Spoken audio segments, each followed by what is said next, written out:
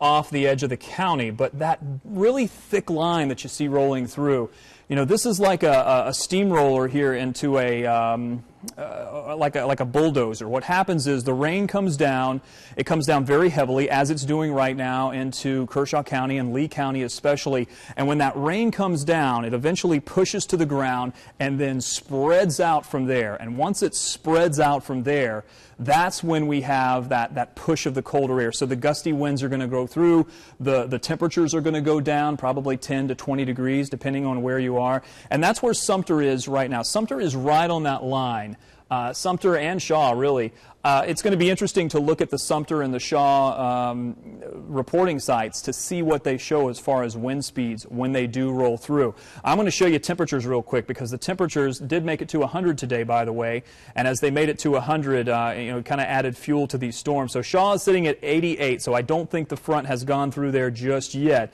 But when we look at winds, we still have a south wind. That's going to be changing when this does roll on by. You're going to see a drastic cool down. You're probably going to drop into the 70s. The rain will cool you even further. And that's a huge severe thunderstorm warning that's in place all the way over to Bishopville, Florence, Darlington, Camden, Pontiac, because of those gusty winds. Let's talk about what's going to be rolling in, because if you're in the city of Columbia, you may be wondering, well, what's going to be happening. Judy, what do you got there? Several people are asking about chances of any hail and if they should move their cars if they have them parked outside right now. Sure. Well, you know, as far as the moving the cars, if it's parked outside, if you're under a tree where it may have limbs that come down, that's a possibility. You want to take care of that. But I haven't seen a lot of hail with this. I can actually put on our hail detection. Let me show you that. It's not going to be very impressive, because most of the storms that I've seen today have not included a lot of hail. For as strong as the storms are, it's picking up a little bit here, but honestly, I'm not buying it. Some of the storms earlier in the day did have some small hail, so I don't want to rule it out completely. There's potentially some small hail between Lugoff to Camden and maybe over into parts of Sumter County. Farther to the west we go. Let me show you into Lee County. It's now pushed through Bishopville. It wouldn't surprise me if a little bit of small hail got mixed in with some of the heavy rain, but to me, the biggest concern right now is the lightning that's going to be associated with this, the gusty winds that are going to be associated with this, and the very heavy rain that's coming down alongside of that. There is that outflow boundary now rolling through Sumter. There is the lightning that's coming through Turbeville all the way up 95 to Florence as well. 20. Well, it's not as heavy as it was, but it's going to be clearing out, and then you see more of the lightning back to the west from Camden all the way down to, say, Maysville. This is, again, a huge line of storms, and I'm not done just yet, because if this continues to dip down to the south, and remember, we are looking at a camera that's sitting about right there. I'm going to have to check that out to see exactly where it is. But look at the lightning that's going on that DOT traffic camera. This is 20. Sorry, we've actually changed this camera. 20 at mile marker 67. So we are looking, I think that's going to be about right there. And if we are looking, make sure I get my orientation, we are 20 westbound. We are on the westbound lanes. Yeah, I think I'm in the right spot here, because I know that Clemson Road is exit 80, and then I think Alpine is 72, maybe. So we're looking at the north side of town. But you can see the lightning off in the distance, and what I think you're looking at is this right here. So this is going to be drifting down.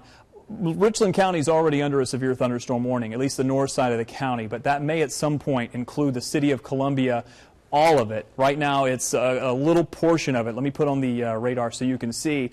It's really the north side of town. It does include maybe the Densville area over to Spring Valley, Pontiac, Blythewood, Monticello Road area. These are under the warning, but it's not necessarily from what's rolling through here. I think we may see this roll on by and give us a better chance if you're in the city of Columbia.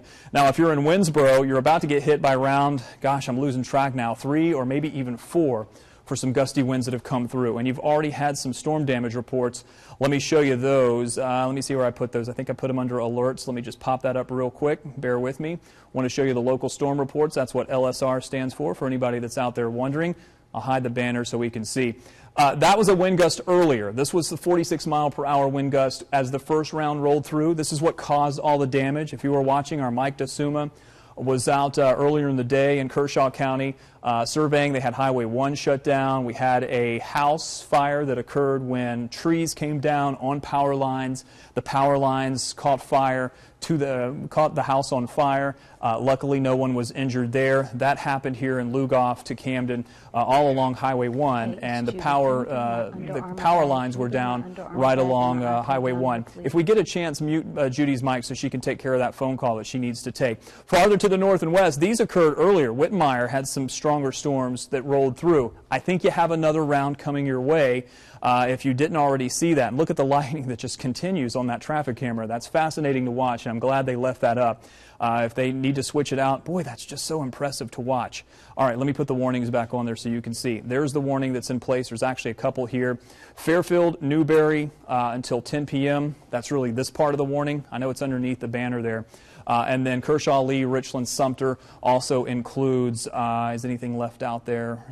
Yes, I think that's all the ones, until 10 p.m. These little boxes, by the way, they show a little bit easier to run the computer from when I'm not standing at the wall. I can do it there, but I like to try to maneuver a little bit more quickly. There is the line of storms. The first line, this first batch that's rolling through, this is now moving and exiting.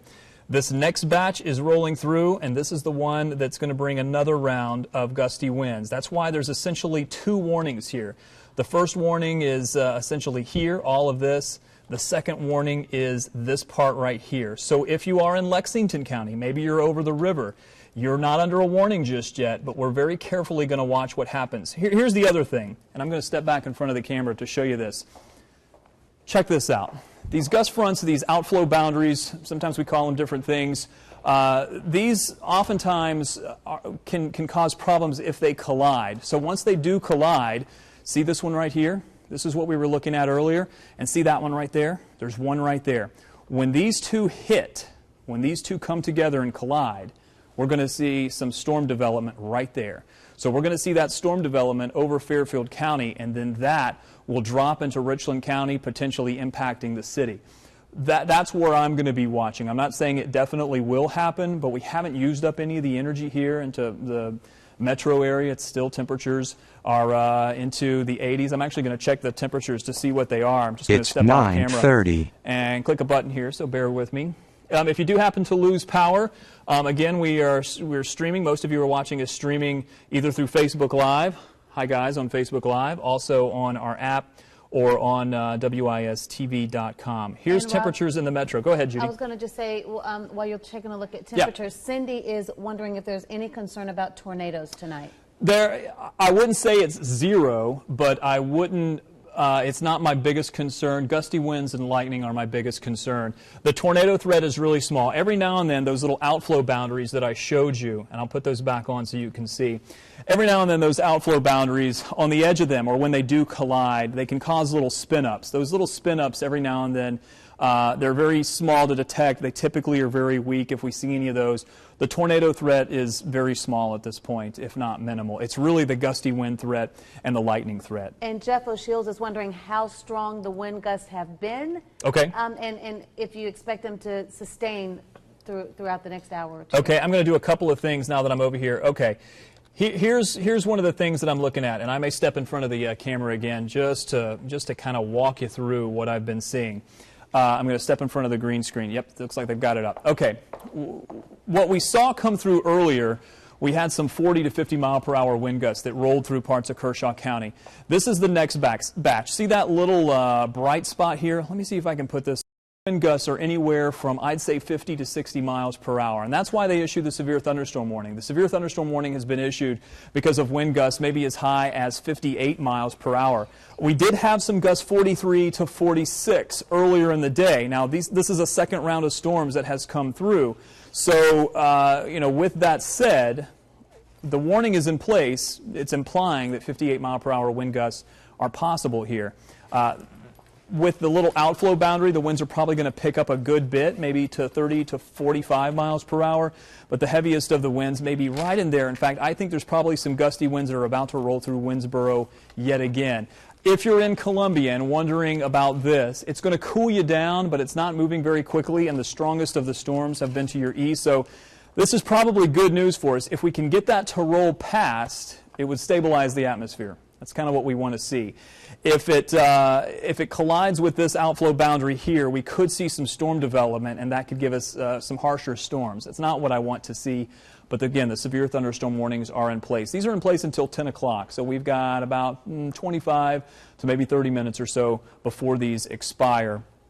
Unfortunately, if you're in Kershaw County, and Kershaw County is where we've really been spending a lot of time today, you've got another round, yes, another round that's going to be rolling through. And this one, too, is going to be producing plenty of lightning. Look at the round that just came through. This is the round that just moved on by.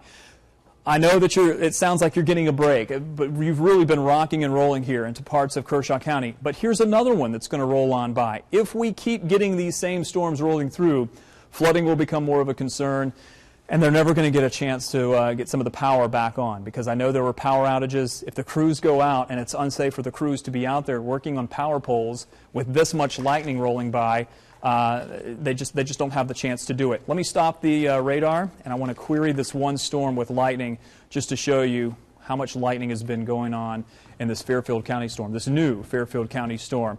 916 strikes, just with that little storm. Now, that's nothing compared to the number of strikes that we have down here. See the yellow arrows, or the yellow lightning strikes that are popping up? Those are going to be ones that have happened within the last 10 or 15 seconds or so. Thankfully, those are moving to the south and east, but if you're in those locations, maybe down to Sumter, in fact, let me move the map down there. Let me clear things out a little bit and kind of reset so we can see exactly what's happening. I think I hear Judy's mic, so I think they just muted it. Thank you very much. There you go, Bishopville. A break for now, but still some heavy storms, strong storms rolling through. Sumter as well. You can see some of that live lightning that's ongoing from our traffic cameras, various traffic cameras that we've been watching. And plenty of lightning that's now ongoing between, say, Turbeville all the way up to Florence. That's going to be a tough drive if you know anybody that's going to be